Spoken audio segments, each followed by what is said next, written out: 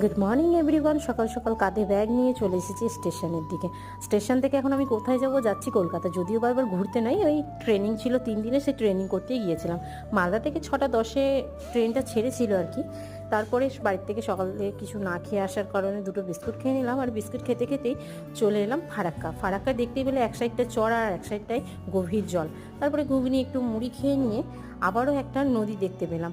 এই নদীর ভিউটা অসাধারণ লাগছিল দেখতে। তারপরে আবারও চিপস আর ঝুড়ি খেয়ে নিয়ে চলে এলাম হাওড়া। কলকাতাতে এসে দেখছি প্রচুর ঝড় বৃষ্টি, যার কারণে একটা উবের বুক করে নিয়েছিলাম। আর দেখতেই পাচ্ছ আমি কতটা ভিজে গেছি। তারপরে এই হাওড়া ব্রিজ দেখা সত্যিই খুব অসাধারণ লাগে দেখতে। তারপরে সে ভিডিও ক্লিপ নেয়নি, যাই হোক একটু রেস্ট করে নিয়ে সন্ধ্যের দিকে বেরিয়েছিলাম একটু এক্সেস মলের দিকে। তো মলের দিকে যাওয়া মাত্রই শুনছি নাকি 8:30টার মধ্যে মল বন্ধ হয়ে যাবে। যাই হোক একটু জাস্ট ঢুকেই বেরিয়ে গেছি, কিছু নেওয়া হয়নি।